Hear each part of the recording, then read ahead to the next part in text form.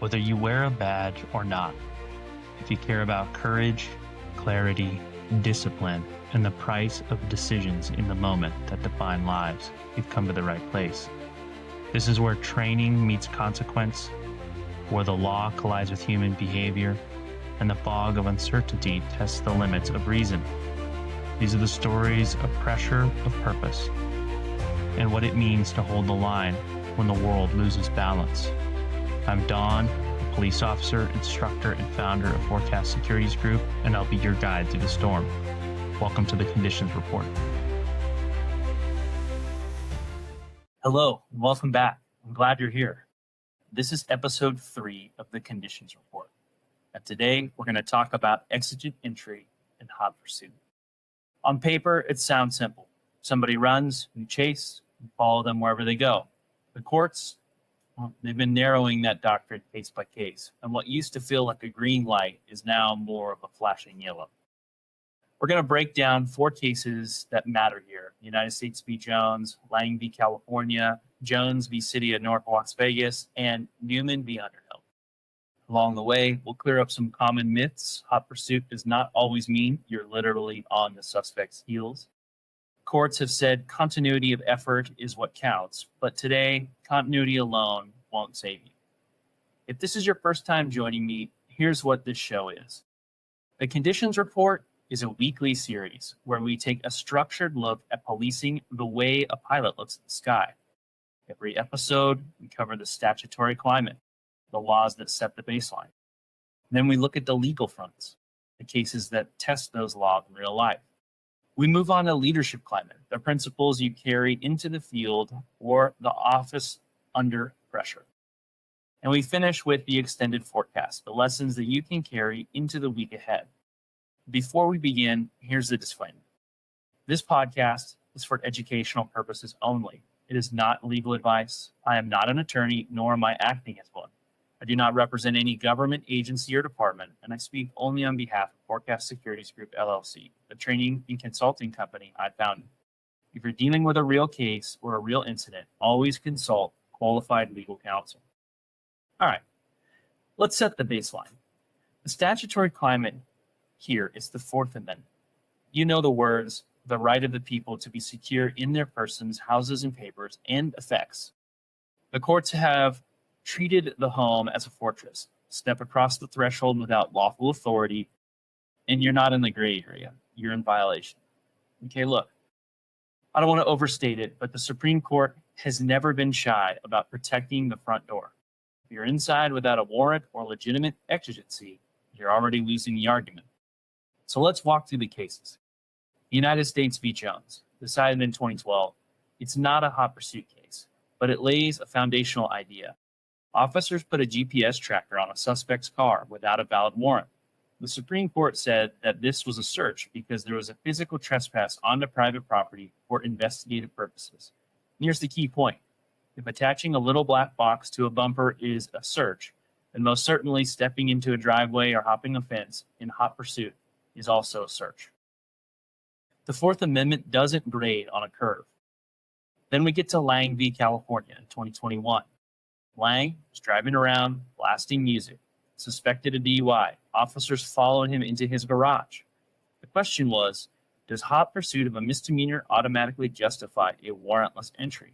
And the Supreme Court said no. No blanket rule. Each case has to be weighed on the totality of circumstances.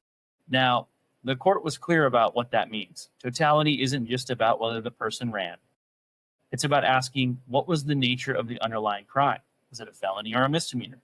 Was there danger posed? Is there meaningful risk of escape? Is the evidence about to be destroyed? The court flat out said minor offenses rarely justify entry into a home without a warrant. A felony could tip the scale towards exigency, but a misdemeanor usually won't. You could almost hear the court saying, nice try, buddy. Just yelling hot pursuit isn't a skeleton key to the Constitution. And here's where the nuance matters. The court didn't say you can never follow on a misdemeanor. They said you have to evaluate the whole picture: severity of the crime, urgency, circumstances, safety risk, risk of evidence loss. That's a totality standard. Flight is a factor, but it does not trump all of the others. You've got to connect the dots and articulate why that entry was necessary in the moment. Now let's pause on a common myth. Hot pursuit does not mean you're sprinting behind somebody, hands outstretched, hopping fences in step. Courts have recognized that it can be a much broader, continuous, unbroken effort. United States v. Santana is a classic case. Officers walked up to a suspect in a doorway. She retreated inside. They followed. The court still called that hot pursuit, not because it was a long chase, but because it was immediate and uninterrupted. The court even said it doesn't require, quote, an extended hue and cry in the public streets, unquote. That line has been quoted thousands of times, but it drives home the point. It's about the immediacy, not the drama. The lower courts have backed this multiple times too. The Ninth Circuit in the United States v. Johnson said hot pursuit requires immediacy and continuity of effort, but not the continuous visual. You don't have to be staring at the suspect's back the entire time. United States v. Baldwin said the same thing. You don't need to be literally on the heels, that it's just the chain of action is unbroken. The Iowa Supreme Court in State v. Lange echoed it again. Hot pursuit is about uninterrupted effort to apprehend, not about a foot race. So yes, continuity of effort is enough. But here's a modern shift. After Lange, continuity by itself isn't enough. You need continuity plus exigency, judged under the totality of circumstances and severity of the offense, which is part of that calculation. Now let's move on to several new Ninth Circuit cases. Jones v. City of North Las Vegas, decided in 2025, officers responded to misdemeanor domestic disturbance. They chased Jones, they lost him, and then 18 minutes later, enter a third-party backyard without a warrant, where they shot the homeowner's dog. The Ninth Circuit said that entry was unconstitutional. Why? Because the crime was minor and there was no immediate danger, no evidence at risk, and the 18-minute break killed continuity. Under the totality of circumstances, the pursuit was two-step. The court denied qualified immunity on the entry, and here's the aside. Every cop knows that sometimes holding perimeter feels like doing nothing, but in the eye of the Ninth Circuit, that quote-unquote nothing is exactly what the Constitution requires when the facts don't add up. Let's compare that to another case, Newman v. Underhill, also from 2025. Here, deputies chased a suspect for felony evasion. They lost visual but did not let up. They set containment, moved towards a likely hiding spot, and they also searched for the helicopter. 9 minutes later, they went through an unlocked back door, and the Ninth Circuit upheld the entry. Why? Because the pursuit was still immediate and continuous. Short tactical pause did not break the pursuit, and the underlying offense was a felony, which weighed heavily in the balance. The court also held that hot pursuit exception applies no Fourth Amendment violation, so they didn't even need to talk about qualified. So what's the takeaway? Jones v. U.S. reminds us that even small intrusions into a property are search. Lange rejects a blanket rule and sets aside a totality standard where severity of the offense and specific risks drive analysis. Santana and cases like Johnson, Baldwin, and Lange remind us that hot pursuit doesn't mean being literally on the heels, but continuity is what they're after. But post-Lange, continuity has come with exigency. Jones v. North Las Vegas showed us how continuity can break down and that misdemeanors won't carry the weight. Newman showed us how felonies with continuous effort, even with short pauses, can still justify an entry. The thorough line is clear. Hot pursuit is narrower than many still believe. The totality of circumstances is the only way to evaluate it. Now let's shift to leadership climate. This week's principle is protect your people, not just your position.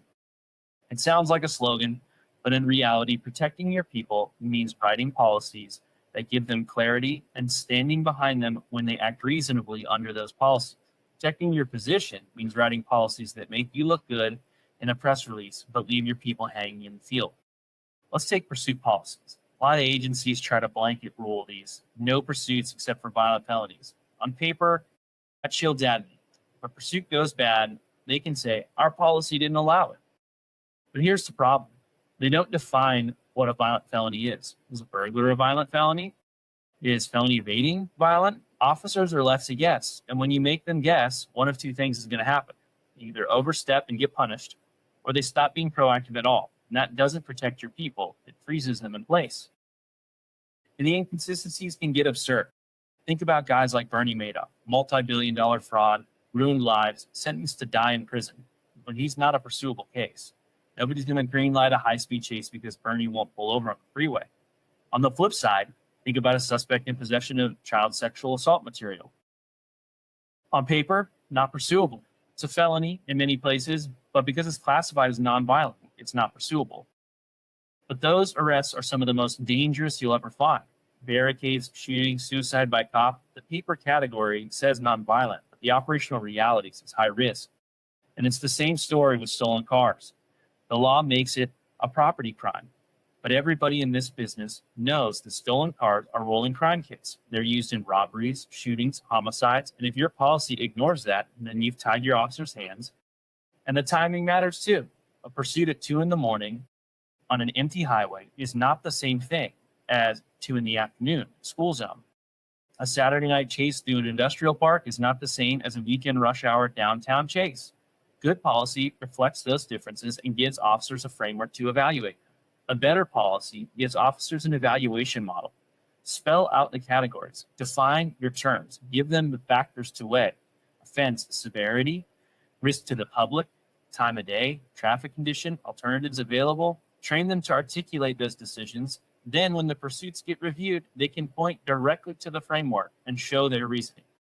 That protects people. Protecting your position is the opposite. It's vague language that shifts all the risk to the officer and not to the admin. It looks safe behind a desk, but it's dangerous in the field. It protects your people, not just your position. So what's the extended forecast? The weather is tightening. Courts are not expanding hot pursuits. They're narrowing them. Lange told us no blanket rule, case by case, and severity of the offense matter. Santana and lower courts showed us continuity is enough, but only if it's immediate, unbroken. Jones v. North Las Vegas showed us that misdemeanors and long breaks don't cut it anymore. And Newman showed us that felonies with continuous pursuit, even a tactical pause, still qualify. Agencies, this means rewrite your policies. Don't leave definitions vague. Build in evaluation and clarity. And for officers, it means you can't just say, I was in pursuit. You've got to articulate the danger, the risk of escape, the risk of evidence loss. And for leaders, it means you owe your people clarity and cover. The extended forecast is this: fewer doors you can cross without a warrant, more demand for disciplined judgment, and the rising accountability for both officers and administrators. Discipline isn't hesitation. Discipline is precision, and precision is what stands up at court. I'm Don, and this has been the Conditions Report, Episode 3. Be the calm in the storm, the clarity in confusion, and always influence the weather. See you next time.